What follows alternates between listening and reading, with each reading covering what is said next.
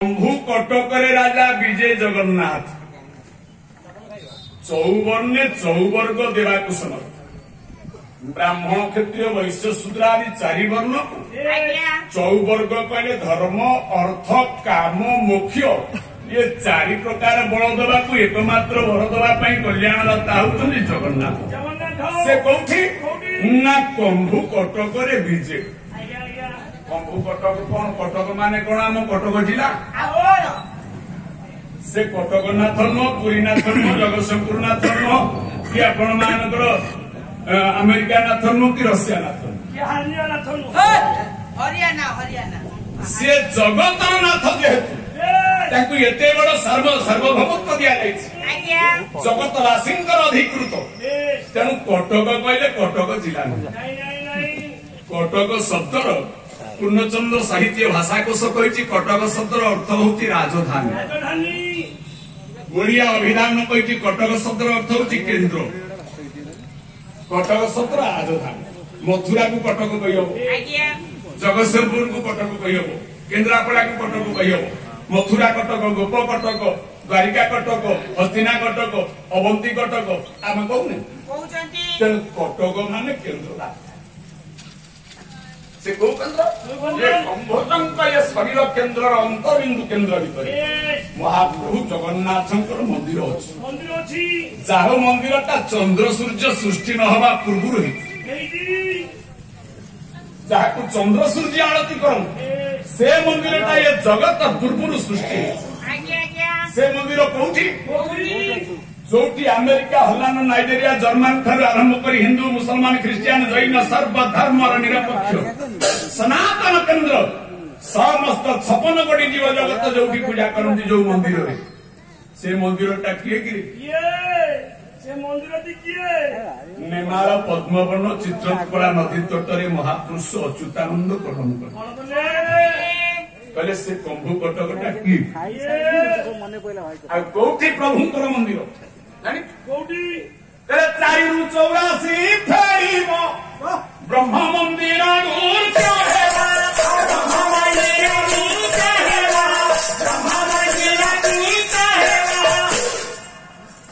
जगन्नाथ पूर्ण ब्रह्म माल पूर्ण ब्रह्म को मंदिर टा केमी देखा केमी ना 4 ରୁ 84 फेरी हम नहीं 4 ରୁ 84 फेरी हम नहीं 4 एकंक विशिष्ट छोट क्षुद्र संख्या 84 द्विअंक विशिष्ट बृहत्तर संख्या छोट संख्या बड़ संख्या वियोग कर 84 ରୁ 4 फेरी हम तो पाठ कौन आज्ञा पाठ कौन महापुरुष कौन निशा खाई लिखिले ये 5 जन हेले 5टी वैज्ञानिक जहाँ आपण मान कहती ये निगम भाव जानी जसवंत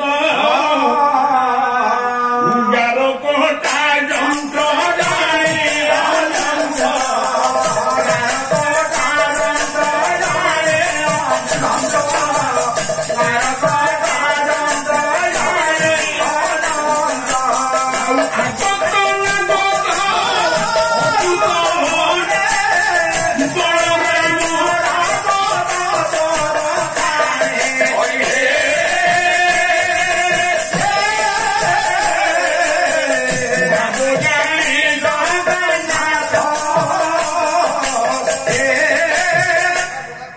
पंचसखा ये ओडिशा बापरे अच्युत कहले 4 ରୁ 84 पीढ़ी हे गुरुजी मंडल 4 दिए कहले तत्व बुझिले तुटे भ्रांति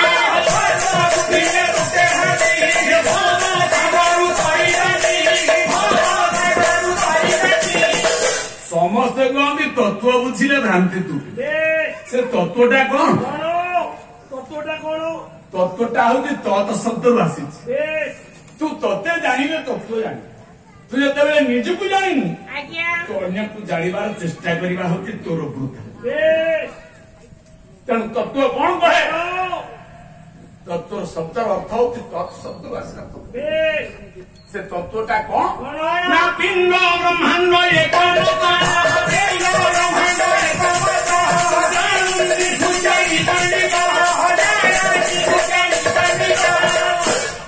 ये शरीर श्रीमंदिर को पुरी श्रीमंदिर सहित तुलनात्मक भाव जगत को जगन्नाथ सहित मिसेवा जोग करवा पिंड ब्रह्मांड गोटे मत गोटे लक्ष्य गुणित हवा कहुए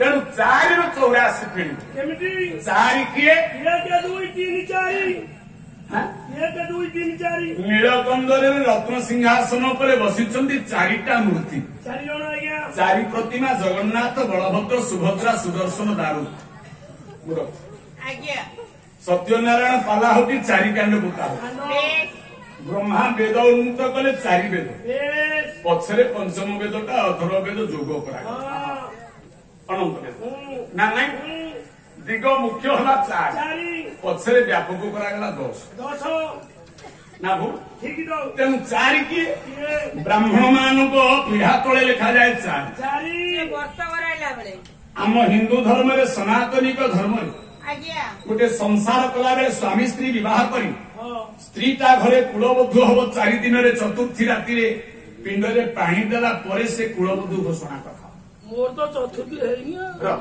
ସେ ପର୍ଯ୍ୟନ୍ତ ସେ କୁଳବଧୂ ଘୋଷିତ ହୋଇପାରିବ ଗଲା 4 ବେଶ ପୁଣି 4 କିଏ କିଏ ଏଇଠି ଅତି ବଡି ଜଗନ୍ନାଥ ଦାସ ଆପଣ ମାନଙ୍କର ଶୈବରୀ ଭାଗବତ 44ରେ ଧାଡ଼ିଏ କହିଲେ କଣ କହିଲେ କଣ କହିଲେ 4 ଆଙ୍ଗୁଳ ଭର ଦ୍ୱାର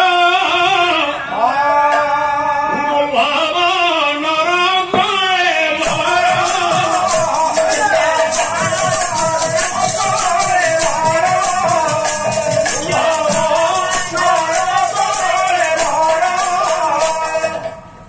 ଜଗନ୍ନାଥ ଦାସ କହିଲେ ଉତ୍କଳର ଓଡିଆ ବ୍ୟାସ କହିଲେ ଅତୃପ୍ତି ହବ ନା ଓଡିଆ ଦାସ ଅତି ବଡି ଜଗନ୍ନାଥ ଦାସ କଣ କହିଲେ କଣ କହିଲେ କହିଲେ 4 ଆଙ୍ଗୁଳ ଭଗ ଦ୍ୱାର ଭଗ କହିଲେ ପ୍ରକୃତି ଭଗ କହିଲେ ଐଶ୍ୱର୍ଯ୍ୟ ଭଗ କହିଲେ ଜନନ ଦ୍ୱାର ଯୋନି ତୁ ମା ଗର୍ଭରୁ ଯେତେବେଳେ ମର୍ତ୍ତ୍ୟ ଲୋକକୁ ଆସିଲୁ ମା ଗର୍ଭରେ ଆସିଲା ବେଳେ 4 ଆଙ୍ଗୁଳ ବାଟ ଦେଇକିରି ଆସିଲୁ ନା ନାଇଁ ତେଣୁ ସେଇଥିପାଇଁ କହେ 4 ଆଙ୍ଗୁଳ ଭଗ ଦ୍ୱାର ଦୁର୍ଲଭ ନରକ 4 ଆଙ୍ଗୁଳ ବାଟରେ 84 ଆଙ୍ଗୁଳ ଶରୀରଟା ଫେଡି ହେଇକି ଆସେ ଏହା କିଡେ ବିନ୍ଧାଣି ଏହା କିଡେ ଆଶ୍ଚର୍ଯ୍ୟ ଆକୁ କୋଉ ବୈଜ୍ଞାନିକ ତିଆରି କରିବ କି ଗୋଟେ ଛୋଟିଆ ପିଲାଟେ ଜନ୍ମ ହେଲା କି 2.5 କିଲୋ କି 3 କିଲୋ ହଉଛି ଅଙ୍ଗନବାଡି ଦିଦି ଓଜନ କରିଦେଲେ ମେଡିକାଲ ନର୍ସ ଓଜନ କଲେ ସେ 3 କିଲୋ ହଉ 2.5 କିଲୋ ହଉ 3.5 କିଲୋ ହଉ ସବୁ ପିଲା ନିଜ ଆଙ୍ଗୁଠିରେ 84 ଆଙ୍ଗୁଳ ଜଣେ ଡେଙ୍ଗା ଲୋକ 84 ଆଙ୍ଗୁଳ ଜଣେ ଗେଡା ଲୋକ 84 ଆଙ୍ଗୁଳ ନା ନାଇଁ ଜଣେ ବୁଢା ଲୋକ 84 ଆଙ୍ଗୁଳ ଜଣେ ଶିଶୁ ବି 84 ଆଙ୍ଗୁଳ ହେଲେ ବି ସେଇଆ ଏ କଥା କଣ ମୁଁ କହୁଛି ଏ ଚରମ ବେଢ଼ିଛି ସିନା ଭକ୍ତ କରୁ ଭକ୍ତ ଚରଣ ଦାସ ସେ କଣ କହିଲେ ହେଲା ମନୋବୋଧ 34 ଚରମ ବେଢ଼ିଛି ସିନା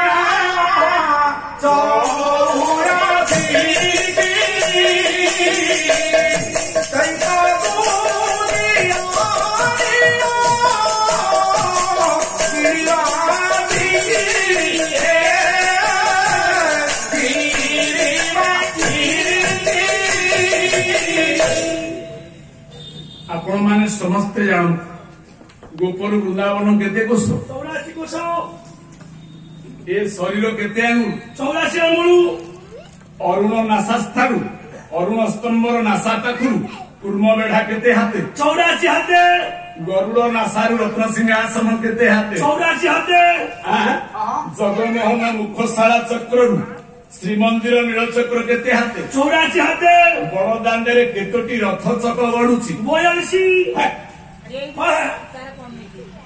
ନନ୍ଦିଘୋଷ ରଥର ଚକ ସଂଖ୍ୟା ହେଲା 16 ବେଶ କାମ୍ପଲ୍ୟା ବ୍ରହ୍ମସ୍ୱରୂପିଣୀ ସୁଭଦ୍ରାଙ୍କର ଦେବଦଳର ରଥ ଚକ ହେଲା 12ଟା ବଳିଆର ଭୁଜ କାମ ପାଳ ଜ୍ୟେଷ୍ଠ ଭ୍ରାତା ବଳରାମଙ୍କର ତାଳଧ୍ୱଜ ରଥ ତା ଚକ ସଂଖ୍ୟା ହେଲା 14 ବାର 16 ହେଲା 42 ଆଷାଢ ଦ୍ୱିତୀୟାରେ ମହାପ୍ରଭୁଙ୍କର ପବିତ୍ର ବିଶ୍ୱ ପ୍ରସିଦ୍ଧ ଘୋଷ ଯାତ୍ରା ଯେତେବେଳେ ଆସୁଛି ରଥ ଶ୍ରୀମନ୍ଦିରରୁ ଆସି ପହଞ୍ଚିଲା କୋଉଠି ନା ଗୁଣ୍ଡିଚା ମନ୍ଦିରରେ ମାଉସୀ ମନ୍ଦିରରେ 42 ଆଙ୍ଗୁଳ ଆସିଲା। 42 ଆଙ୍ଗୁଳ ବାହୁଡା ଦିନ ଲେଉଥିଲା।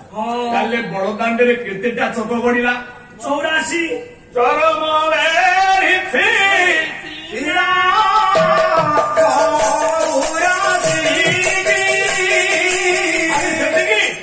ଗଙ୍ଗା କେତେ କାଠି? 84 ଲକ୍ଷ ଜନି ଭ୍ରମଣ କଲେ ଯୋଉ ଜୀବ ଯୋଉ ଜନ୍ମ ଯୋଉ ଅଭିନୟ ପାଇଥାଏ 84 ଲକ୍ଷ ଜନି ପରେ ତାର ପୁରସ୍କରଣ ହେଇ ପୁନଃ ଥରେ ସେଇ ମଞ୍ଚରେ ସେଇ ଜନ୍ମରେ ସେଇ ଅବତାର। ତେଣୁ ଶଙ୍କରାଚାର୍ଯ୍ୟ କହିଲେ ଯାବତ ଜନ୍ମ ତାବତ ମରଣ ତାବତ ଜନନୀ। ଏ ଜନ୍ମ ମୃତ୍ୟୁ ଚକ୍ର ଭିତରେ 84 ଲକ୍ଷ ଜନି ଅତିକ୍ରମ କଲା ପରେ ଯଥା ଜନ୍ମ ଯଥା ପରିଚୟ ତାହା ହିଁ ତାକୁ ପାଇଥାଏ। ଯେମିତି ମାଘ ମାସଟା ଆଉ ଥରେ ଆସିବା ପାଇଁ 11 ମାସ ବ୍ୟବଧାନ ଦରକାର। ମଣିଷ କହେ ଇଏ ମରିଗଲା ସେଠି ଜନ୍ମ ହେଇଗଲା ନା? ଜନ୍ମ ହଉ ହଉ ମରିଯାଆନ୍ତି। ଜଣେ ଭାଗବତରେ ବି ଜଣେ ଗାୟକ କହିଲେ ଇଏ ଜୀବ ମରଣ ନିକଟେ ବେଗେ ଚିନ୍ତ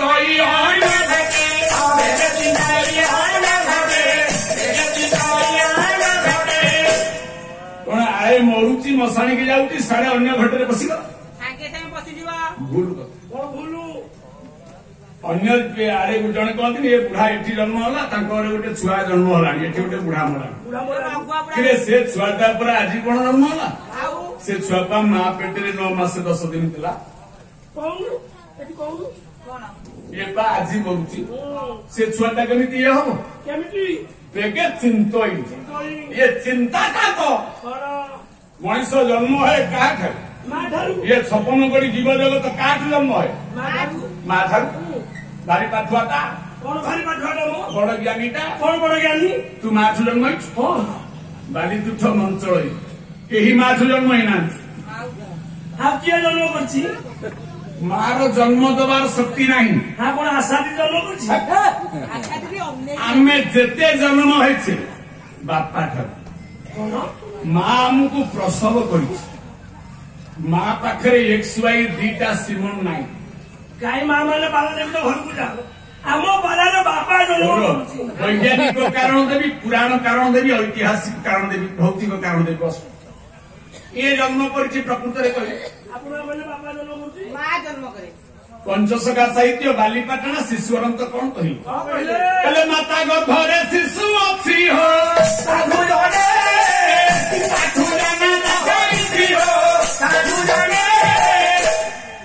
ଯୋଉ ମା ଗର୍ଭରେ 5-6 ମାସ ପିଲା ଅଛି ଶିଶୁଟାଏ ଅଛି ତା ପେଟ କଣ ହେଲା ଜର ହେଇଗଲା ସାଙ୍ଗେ ସାଙ୍ଗେ ଆଶା ଦିଦି ଅଙ୍ଗନବାଡି ଦିଦିଙ୍କ ସହାୟତାରେ ସେ ଡାକ୍ତରଙ୍କ ପାଖକୁ ପଳଉଛି ତା ଗର୍ଭର ଶିଶୁକୁ ସୁରକ୍ଷା ଦେବା ପାଇଁ। ଡାକ୍ତର ପଚାରୁଛି ତୁ ବିଶ୍ରାମ ନଉଛୁ କି ନାଇଁ, ସୁସ୍ୱାଦୁ ଖାଉଛୁ କି ନାଇଁ, ପୁଷ୍ଟିକର ଖାଦ୍ୟ ଖାଉଛୁ କି ନାଇଁ, ପିଲାଟା ବଢୁଛି କି ନାଇଁ, ଗୋଇଠା ମାରୁଛି କି ନାଇଁ, ପେଟରେ ପଚାରେ।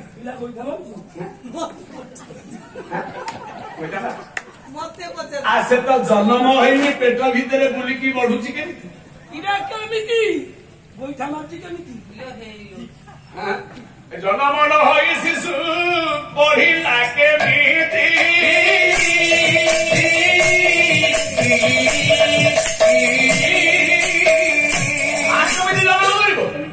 ନା ମା କଣ କରେ? ପ୍ରସବ କରଇ ବୋଲି ଜନନୀ ପ୍ରସୂତି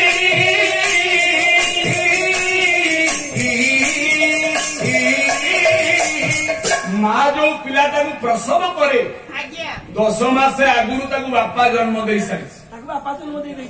ଏ କଥା ମୁଁ କହୁନି, ଆପଣ ମାନଙ୍କର ସଂସ୍କୃତ ମହାଭାରତ କୃଷ୍ଣ ଦୟପାୟନ ବ୍ୟାସ କହିଛନ୍ତି ଧର୍ମ ବକ ପିତା ଧର୍ମ ପିତା ସ୍ୱର୍ଗ ପିତା ହିଁ ପରମାନ୍ତ ପିତା ହିଁ ପ୍ରତିମା ପର୍ବେ ସର୍ବଦେବତା।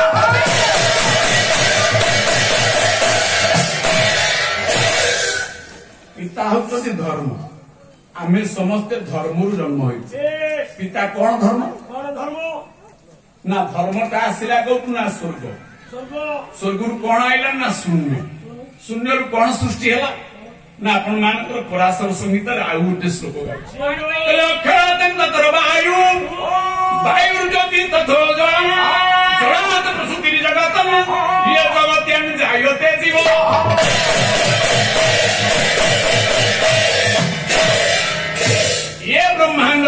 कि स्रष्टार भूगोल को निर्णय करिसंती आपण मानकर निर्णय गीतारे गीता ना होची निर्णय गीता पराशर से कौन कहले शून्य जन्म होला शब्द शब्द जन्म होला अक्षर अक्षर जन्म होला वायु वायु जन्म होला जल जल जन्म होला आपण मानकर जीव शिवड़ी तैयारी है आग उद्भिद जगत तैयारी है उद्भिद जगत का धीरे धीरे परिपक्व है 56 कोटी जीव जगत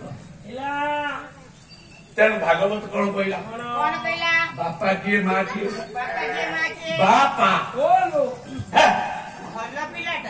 बापा बाहला वायु बाहला पानी ये जल पवन लगी देह एथु अधिक थिले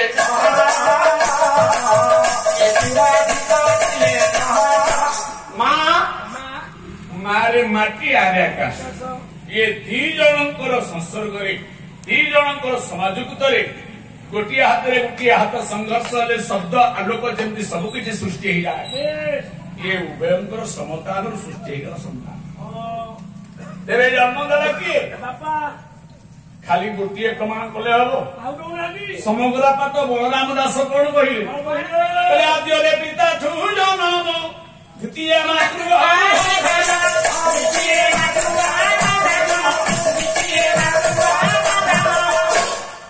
वैज्ञानिक माने कौन कहले वैज्ञानिक माने कहते ना पुरुष जन्म दियंतु पुओ झील हवा जोड़े पिला गोटे पुओ पिला झील पिला गोटे क्लीव पिला ये 3 प्रकार पिला जन्म देवा सीमनटा पुरुष पाखे था एक्स वाई शुक्राणु आ डिमांड दीटा एकाठी न हम कि नारी पाखे एक्स वाई अच्छी वो हवा झी हवा सब बाप ऊपर निर्भर करे एथर बुझी पाई आ तू कौन कहथुनु मां जन्म करे सर मु को कहथि लोके बा कोनी मां जन्म करे बोली लोके कहउछंती माँ जो दिन जन्म कला तो डेट ऑफ बर्थ लिखाई गला हमको डेट भूल डाक्तर चाहिए आ 15 दिन आगु सिजरिंग कर जन्म दे था तो प्रकृत डेट ऑफ बर्थ कौ दिन पिता माता संजोग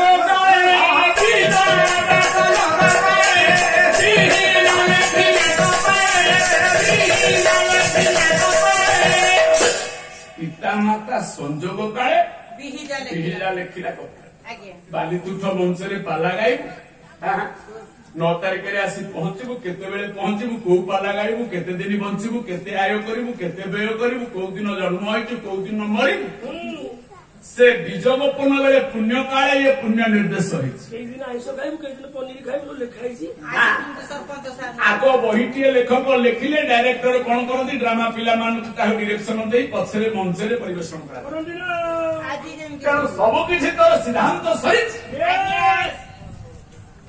पिता माता संजोग बीजा लिखिला कोपालटा कौ पाइला कोपाल तो सारे से तले हे पिता माता संजोग वाला बेले तो कोपाल नहीं बहुत सारे हे नथि ये परा पाखे घर जगतसिंहपुर अढ़ंग गादी जशवंत दास कहले भागवत भूल कहले भागवत भूल जशवंत दास प्रत्याख्यान कहले कोपाल तो 3 मास हम आ तमे कौन कहलो पिता माता संजोग बेले कपाल लिखिला भूल लिखिला काई कपाल 3 मास रेला लिखिला कोठी ओ आइडिया ठीक दो कहले जते बेले माता गर्भे है तो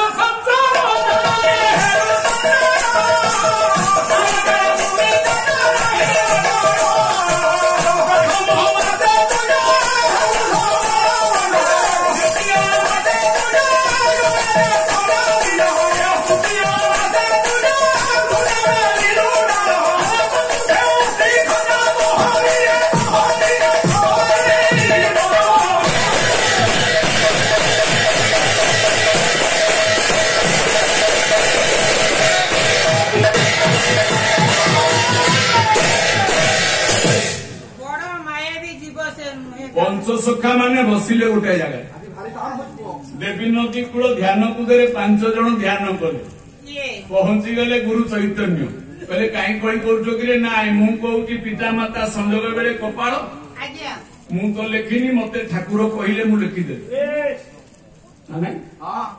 श्री भागवत रत्नाकर ଗୋବିନ୍ଦ ଶ୍ରୀମୁଖୁ ବାହାର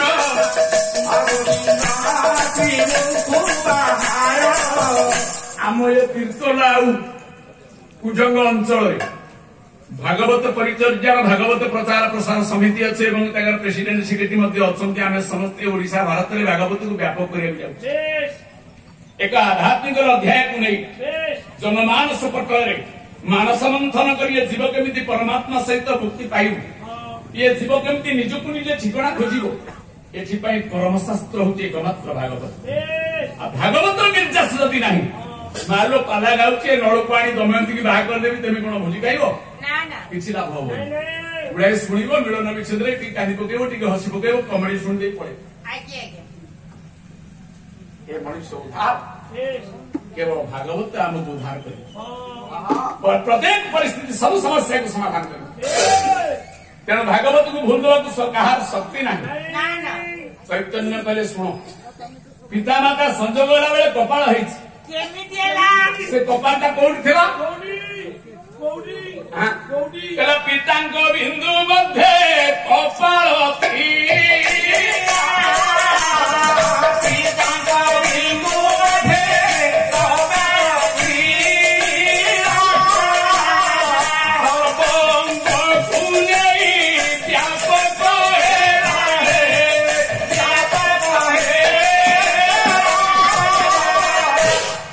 ମହାପ୍ରଭୁ ଯେ ସିଏ ଗୋଟିଏ ବହୁତ ଶାସ୍ତ୍ରଜ୍ଞ ଥିଲେ, ସେ ମଧ୍ୟ ସେଇ ପରାଶର ସଂହିତାର ଗୋଟେ ଶ୍ଲୋକ ଆଣି ବୁଝେଇଥିଲେ। ସେ କଣ କହିଥିଲେ? ପାଲାରେ ଉପନିଷଦ ନଥିଲେ ପାଲା ହବନି। ଯଥା ସ୍ୱସ୍ତ କଣିକାୟା ମନ୍ତ୍ର ଭୌତର ମହାଦ୍ରୁମ ଜନନୀ ଗର୍ଭ ନିବାସ ଅବ୍ୟଗତଂ ବ୍ୟଗତ ସମ୍ଭବ। ଉଦାହରଣ ଦେଇଦେଲେ, ଯେମିତି ଗୋଟେ ଓସ୍ତ ଗଛର ଫଳ, ତାକୁ ଆମେ ଗୋଟେ ଛୁରୀରେ କାଟିଦେବା, ତା ଭିତରେ ନାଲି ନାଲି ନାଲି ନାଲି ହେଇ ଗୁଡାଏ ଗୁଡାଏ ମଞ୍ଜି ବାହାରିବ। ସେ ମଞ୍ଜି ଭିତରକୁ ଆମେ ଆଉ ତାକୁ ଫାଡ଼ିଦବା, ତା ଭିତରେ ଆହୁରି କ୍ଷୁଦ୍ର କ୍ଷୁଦ୍ର କଣିକା ବାହାରିବ। ତାକୁ ଗୋଟେ କାଉ ଖାଇକି ଯାଇକି ଗୋଟେ ଜାଗାରେ ମଳ ତ୍ୟାଗ କରିବ। ଯେମିତି ଗୋଟେ ସୂକ୍ଷ୍ମ ବିନ୍ଦୁଟିଏ ବୀଜ ଗୋପନ ହେଇଗଲେ ସେ ଉଠିକିରି ଗୋଟେ ବିଶାଳ ଅଶ୍ୱସ୍ଥ ଗଛ ହେଇଥାଏ। ସେ ଅଶ୍ୱସ୍ଥ ଗଛର ଯେତେ ଫଳ, ଯେତେ ପତ୍ର, ଯେତେ ଶାଖା, ଯେତେ ପ୍ରଶାଖା, ଯେମିତି ସେ ସୂକ୍ଷ୍ମ ବିନ୍ଦୁ ଭିତରେ ଥିଲା। ସମୟ, ପ୍ରକୃତି, ପରିବେଶ, ଜଳବାୟୁକୁ ନେଇ ଯେମିତି ତାର ଶାଖା ଏବଂ ତାର ରୂପ ବ୍ୟକ୍ତ ହେଲା, ପିତାଙ୍କ ବିନ୍ଦୁ ଭିତରେ ଆଖି, କାନ, ନାକ, କପାଳ, ନିଶ, ଦାନ୍ତ ସବୁ ଥିଲା। ହେଲେ ନିଶଟା ଉଠିଲା କେତେବେଳେ? 15-16 ବର୍ଷ। ଦାନ୍ତ ଉଠିଲା 9 ମାସରେ। ତା ମାନେ କଣ ସେ ବିନ୍ଦୁରେ ନଥିଲା? ଅବ୍ୟଗତ ବ୍ୟକ୍ତ ସମ୍ଭବ, ଯାହାକି ଅଦୃଶ୍ୟ ସୂକ୍ଷ୍ମାତ ସୂକ୍ଷ୍ମ ଭାବରେ ଥିଲା। ଜନନୀ ଜଠରେ ପଡିବାର ତାହା ପରିପକ୍ୱ ହେଲା ବିଜୁ। ତେଣୁ ମା ହଉଛି ଗଛ, ବାପା ହଉଛନ୍ତି ମଞ୍ଜି। ମା ହେଲା ଦେହ, ବାପା ହେଲେ ପ୍ରାଣ। ଭୁଲ କହିବି? ତାହେଲେ ମଞ୍ଜି ଆଗ ନା ଗଛ ଆଗ କହିବି?